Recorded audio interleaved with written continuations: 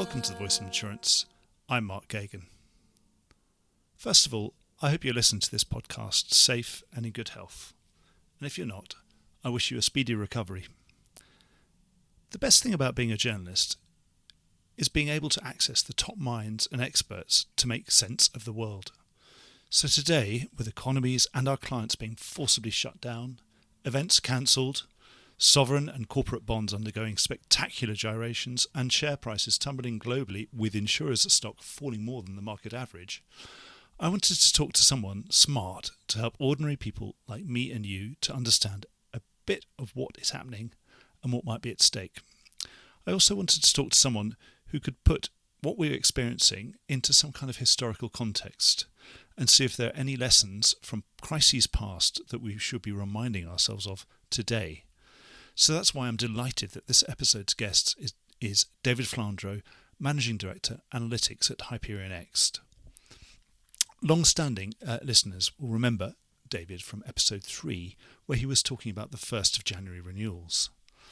I originally had this interview in the diary with David to be about the fourth quarter and the full year 2019 results season that has just passed. But given the circumstances, I thought that would be inappropriate. So listen on for a state of David's thinking about how the industry is likely to cope with the COVID-19 crisis on the risk and on the asset side of its balance sheet. There are plenty of caveats, of course, but David gives us a lot to think about, some things to worry about, and some measure of assurance. In times of crisis, I always seek out the brightest and the most eloquent, and David is certainly both.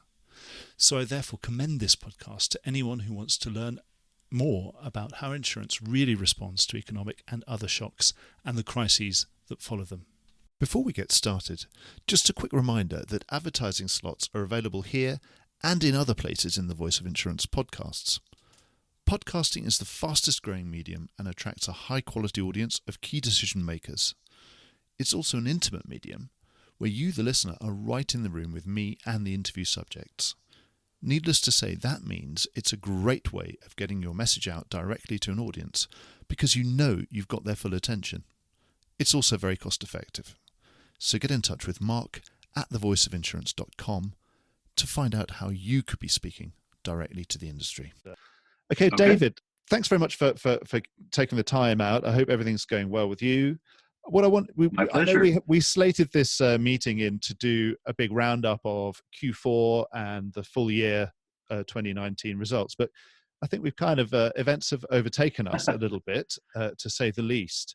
So I thought it would be worth using our time wisely and try and talk around the coronavirus, COVID-19, however you want to describe it, and see, for one, I'd just like to ask you where you think we're likely to be as an industry globally, the insurance industry, on the risk side of things, and also how it's going to affect us on the asset side of things. We might deal with where you think the hit is coming on the risk side of things, and also what I'd like to ask is, I know that you've got a lot of really good metrics now at Hyperion X, looking at day-to-day movements in pricing and things. So maybe you could start off with where the day-to-day movement in pricing in different classes, or if there's any notable moves that you've seen already, given that you're monitoring things very sort of, almost on a real-time basis. We are monitoring things very closely. Thank you. Yes. And I guess the thing to say really is that we've got a few different events coming up. Clearly the April 1st renewals, the June and July 1st renewals. And in many ways, particularly in reinsurance, the trends going into those renewals haven't changed as much as perhaps you would have thought yet. And I'm talking about things like Japanese wind excess of loss business, et cetera. Where we are seeing things change, though, are on other primary renewals, where you've got a lot of requests for extensions happening for obvious reasons, just because people want to wait and see on both sides of the trade how things turn out. And we're doing this in a very qualitative way, doing it really blocking and tackling client by client, market by market, trying to make sure that everybody's comfortable with whatever deal is struck to extend contracts as we get through this. Are they just So they generally sort of just extension on expiring terms, just pro rata, that kind of thing, a couple of months, 3 months. I wouldn't say generally, but certainly there are people on both sides of the trade asking for that, as you can understand in a situation like the one that we're in. But you began by asking about the two different sides of the effect that this might have. And you mentioned first on the risk side and second on the balance sheet side, which I think is pretty interesting because I think the effects are going to be different in magnitude. I mean, obviously, on the risk side, I think, as you described it, there are lines of business that are obviously going to be affected, and there you can talk about CBI, but then you have to talk about where there are public liability and civil authority covers. There are a whole bunch of different lines: med mal, workers' comp, event cancellation, travel, mortgage, aviation. We're all in line right now, so cyber is going to be affected, credit and surety, energy. Each and every, we could spend an hour talking about the effect on each and every one of these lines: professional indemnity, D&O, and each and every one will experience a slightly different effect due to the coronavirus. And that's before you get into talking about just traditional life accident and health policies and the magnitude. But in the next quarter or two, the magnitude of claims coming through those policies, while not insignificant and not volatile, I guess, it's important to recognize that those claims are manageable given the amount of capital that the insurance sector has. And even where we can find the really big claims, like the Tokyo Olympics, if you extrapolate what individual companies are saying, you're talking about single-digit billions.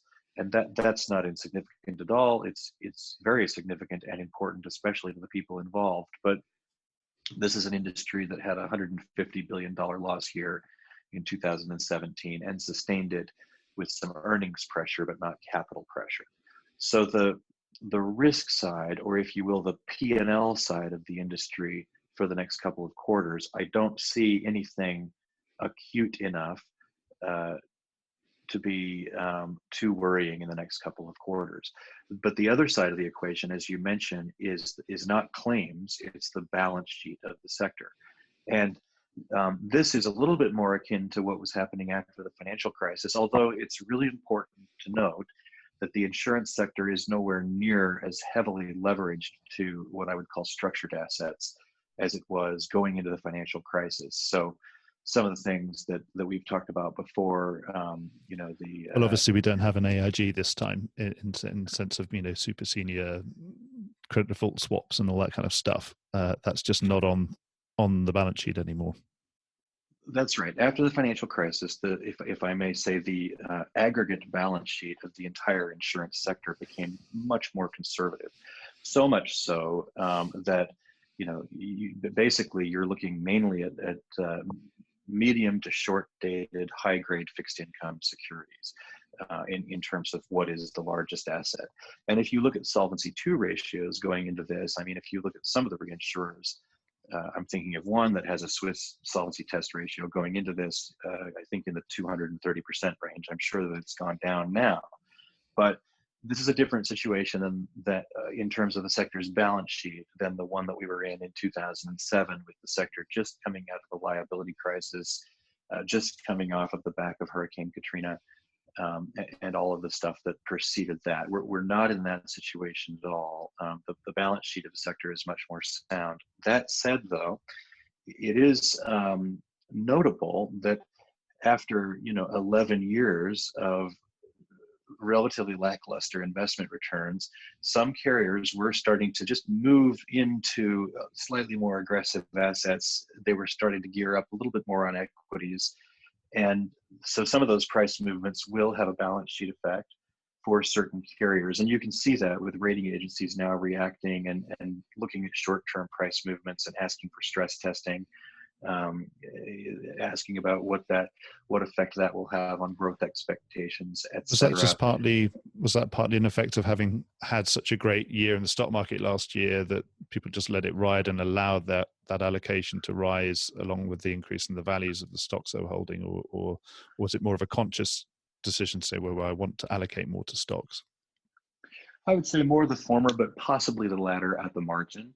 And if you think about this, one of the reasons why rates were going up, in addition to the entirety of claims trends that we could analyze in some detail, but one of the reasons that rates were starting to go up was that insurance companies almost universally in the P&C sector were earning, you know, decadal lows in terms of investment yield and particularly investment return.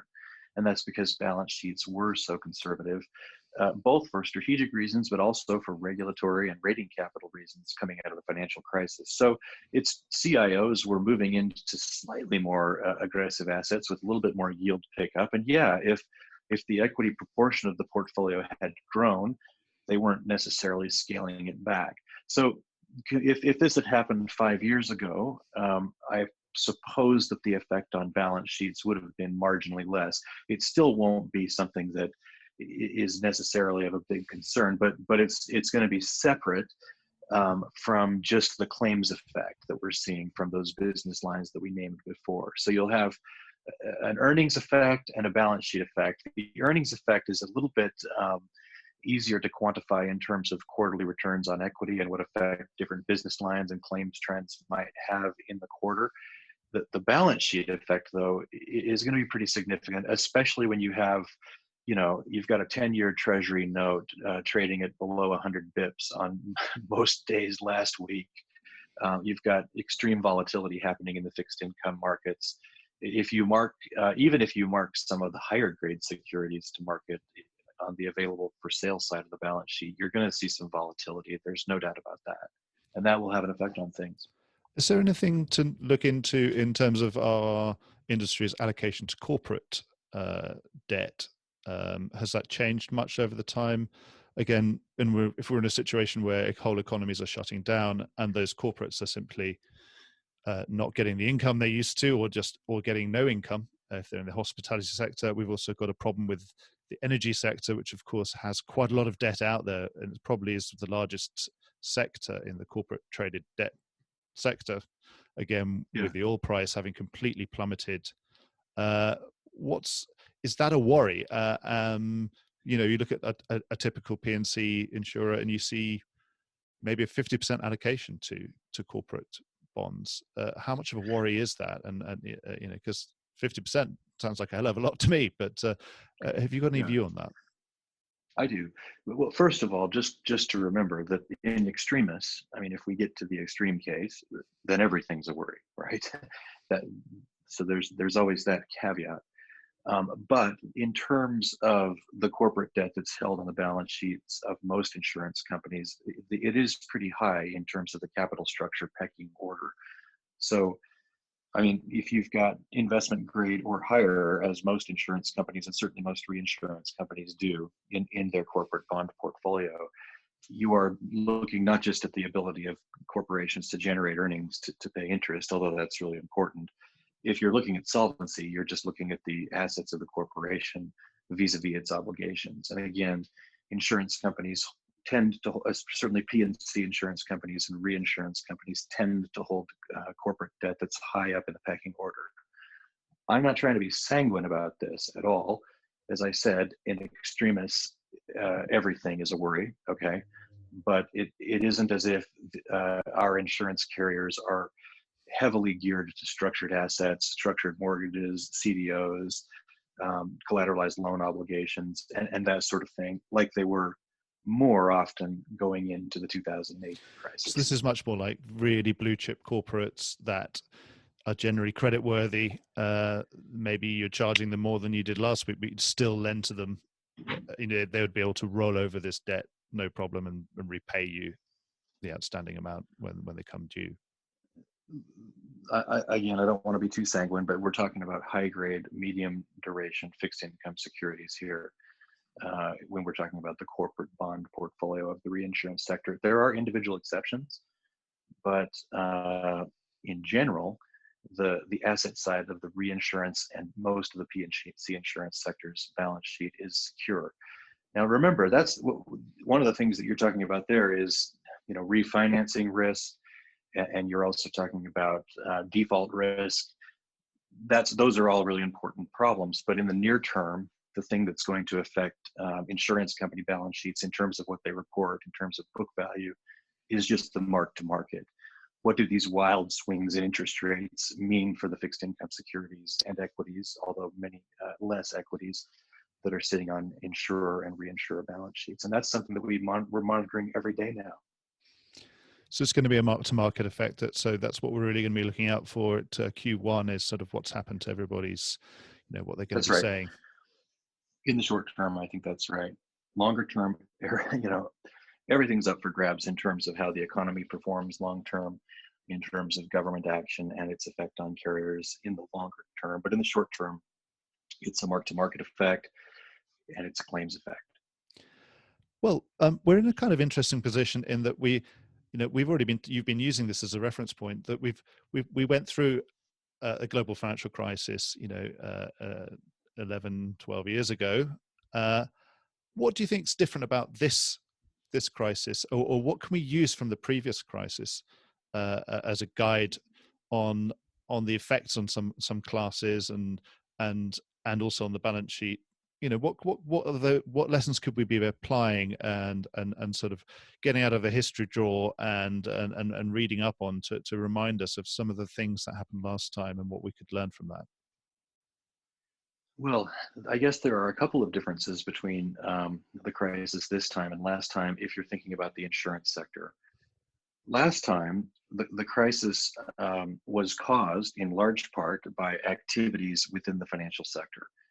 Those were related to balance sheet leverage and asset allocation decisions that were undertaken by inter alia insurance companies last time around. And going into the crisis last time, again, the sector was not as well capitalized as it could have been, especially given its asset allocation. The huge influx of quantitative easing and fiscal spending and the bailouts that happened last time did sustain the financial sector through the crisis. At least one can make a very strong argument in favor of that. And that's because the financial sector was the cause of the crisis. It was the financial crisis. This time around, we've got a financial sector that, in my opinion, was basically sound going into the crisis, but we have a significant external shock happening from pandemic. And that means that not only is the financial sector affected, but the entire economy is affected. And so the primary cause of the crisis is the entire economy. And so the medicine may have to be a little bit different. It might not just be monetary stimulus that's needed, it might be fiscal stimulus. And so looking at the UK, where I am now, I mean, the announcements that were made by the Chancellor Sunak last Friday, I think this is the largest Keynesian intervention in a Western economy that I've ever seen in my life. Basically, the government is coming online and saying, we will pay wages effectively. We will pay you to keep your business open. I mean, this is classical Keynesian fiscal spending. And that's different to what happened in the financial crisis. In the financial crisis, we had cash injections into financial institutions and corporations to keep them afloat, to keep the economy going by proxy. This time, there's no proxy. It's direct government intervention directly into the lives of individuals. And so that is really different and really significant, and it remains to be seen what effect it will have. The theory tells us that this is the right thing to do. And so the financial system will be a beneficiary of this, but it won't be the primary beneficiary. It'll be a secondary beneficiary. Have I got way too academic and theoretical? No. It sounds good. And also, does that give you more confidence in, on those corporate debt holdings? If the corporates are sort of, if businesses are going to be directly intervened in and effectively bailed out, and that they're going to have their wage bill paid, so presumably that makes them a better credit risk than they were last week before these kind of Keynesian interventions. If you have a government backstop behind you, keeping your business open, it's certainly far from ideal, and it might change your creditworthiness and change the relative attractiveness of your business, but it does ultimately help with solvency. Now, the other really interesting thing that I'm starting to think about here, that I'm just beginning to think about, because we've been in this era for the last 30 years that we've called the Great Moderation, when governments borrowed ever more money and interest rates have just gone down. Well, if now the government comes in with trillions and trillions of dollars of backstop, and that backstop goes directly to businesses that have their own individual discrete risks, does that say something for the long-term interest rate picture? And I don't know the answer to that question, but it's a very significant question to ask, because long-term interest rates will have a really big effect on insurance company balance sheets in the long term.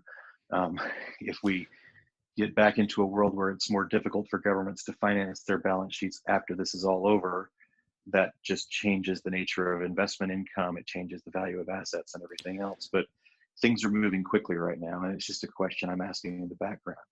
Yeah, I mean, I remember last time we worried about, was all the stimulus going to cause inflation and bring inflation back, and then leave insurers in a real bind where they really weren't getting the kind of, negative real interest rates, where they weren't really getting the kind of returns to pay for that increased inflation that was going to come through on the claim side. But it didn't happen last time. I agree. I know, and I thought it would. So you're more worried that it will happen this time because this is more Keynesian, more direct. I hope it doesn't. I hope that in 2 or 3 months we come out the other side of this. I mean, that's probably too optimistic, but I hope that in some period of months we come out the other side of this, we have a big snapback, and we resume to business as usual. But if that's not what's going to happen, then yes, it will change the government, the way governments finance themselves. It'll change taxation. It will change the yield curve and the interest rate picture, and all of those things, and inflation perhaps, and all of those things have big effects, not just on insurance companies, but on all financial institutions and on the economy. So the intervention that we're making in the economy, again, I'll just say it again, I've never seen anything like this in my life.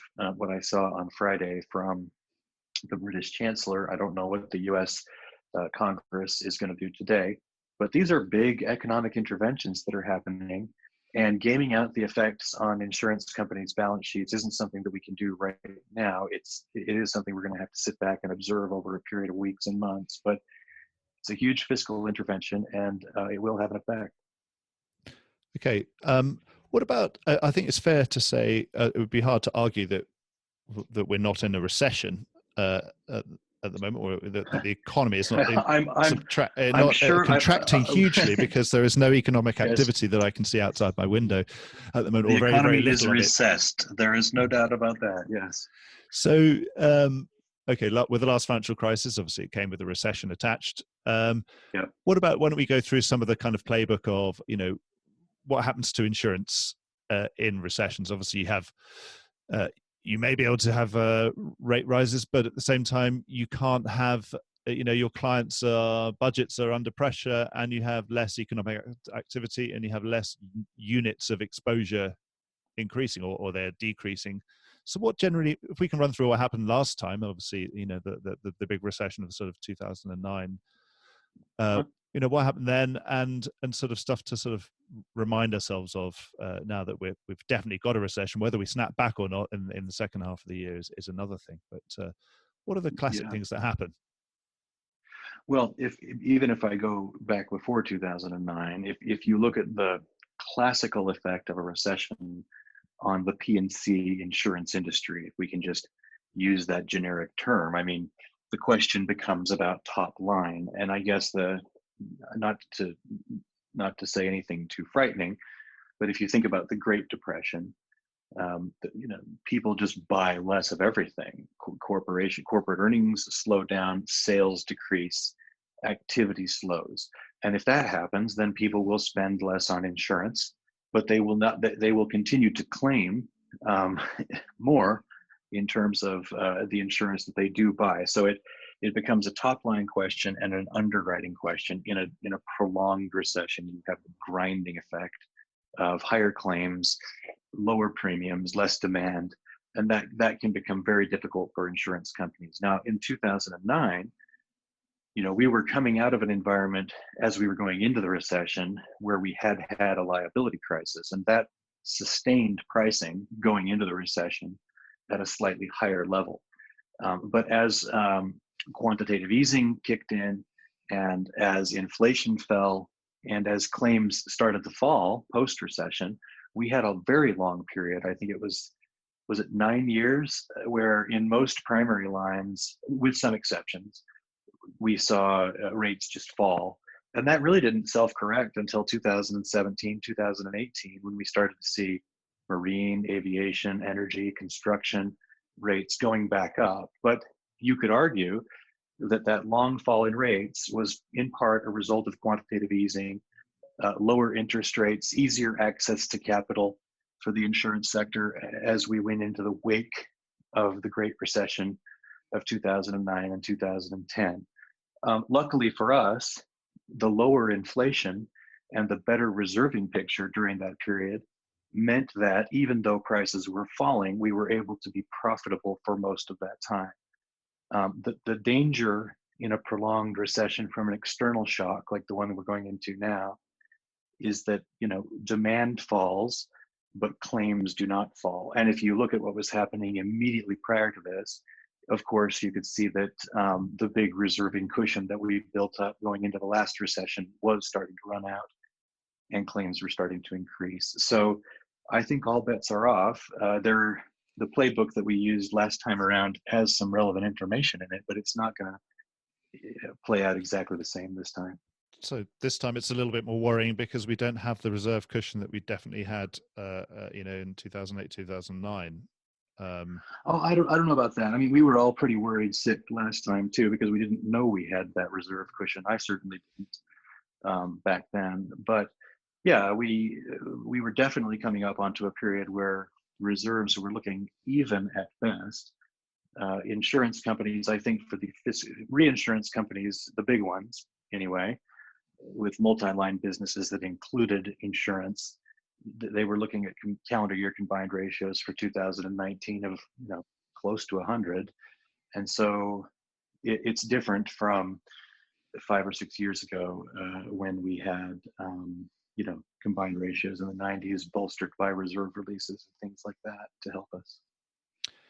Do you think it is possible to shrink and increase rates and improve your results in the time-honored fashion, whilst you'll be sort of shrinking to sort of keep yourself fit and and can you replenish reserves in a time when it's very difficult to get the rate that you need? I've seen companies do it before, shrink to profitability, such as it's called. Look, let's not get ahead of ourselves too much. I hope that not too many will have to do that, but it is possible. It all comes down to underwriting acumen or management discipline. Again, I'm in the camp that's hoping for the snapback. I hope not naively. After we get through the first ugly months of this, and hopefully there will be pent up demand that will help carriers as they come out of this. One other thing that is a potential worry out there would be, again, this is on the asset side of the balance sheet. Obviously, What happened, one of the last things we didn't talk about was what the financial crisis developed and festered over time, and then finally manifested itself as a sovereign debt crisis, particularly in the Eurozone. Yes.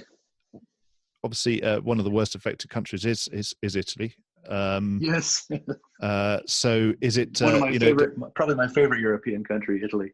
Absolutely. I know you spent many years there, didn't you, David? But yes. So again, is that something we should be marking down in our playbook to say, well, let's lighten up on any very, what were the pigs last time? I think this wouldn't quite be. We wouldn't call it the pigs this time. Oh, that's very, very uncharitable of you, Mark. But no, we have been watching Italian sovereign debt spreads, and we've been watching corporate spreads in Italy, and they have been rising, no doubt about it. Italy is in the eye of the storm here. I'm not going to hold back on that at all.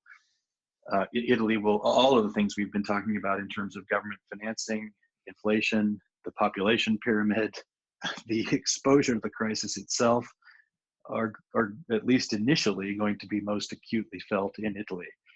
And so, yes, it's something that we're keeping a very close eye on. And it's an area where, if remedial action is going to be taken internationally, I would be in favor of helping Italy.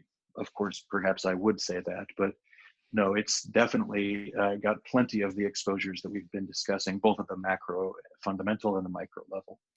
Yes, I mean, yes, I think the problem with our discussion now, where we keep coming up against things, is the politics and Yep. the social. Of course, insurance lives in a social contract with society and Yes. international society, and that is the part that it becomes politics. I think everything becomes politics at a certain point. Right. And obviously we have the politics of our own of coverage issues, of course, with non-damage business interruption. Yes. Which is very clearly not covered and not covered for a very good reason, because I would certainly believe that it's a systemic risk. So it can't be covered, or it could be very limitedly covered, but it can't be underwritten in the same way as you write fire, for example. So That's right. again, if the legislatures say to the industry, we want a new deal, we want you to pay all these claims that were not covered, then again we would be in new territory. But then we're not talking about insurance, we're talking about politics, and we're talking about Well, yes, we are, but I think that insurance clearly has a role to play in this environment, and I think that this is why it's so important at times like this. And I've been through 3 or 4 of them in my career. I don't know about you, maybe not as acute, but this is the time where individual attention needs to be paid by brokers to insurance cedants, to insurance companies. We shouldn't be sending out blanket emails asking for extensions. We should be giving every single client the best individual attention that we can, and remembering that, in some cases, this is the reason why people buy insurance for extreme risks like this, for tail events. And even if something isn't explicitly covered, this is the time for us to look carefully and see what we can do and can't do, because people will remember this. This is, just like we have vivid memories of the financial crisis, people are going to have vivid memories of how their carrier and how their broker acted in this situation. And that's why it's really important to us at Hyperion to go through the blocking and tackling, to make sure that we give qualitative service on claims in every single instance. And so I guess there's that. We can always bring that human element and that qualitative care into play in these situations, and people will remember it. They always do when they look back over their careers and who was there for them. We want to be there for our clients right now. Yeah, I suppose this is more of a direct test of insurers than it was last time. Would it be fair to say?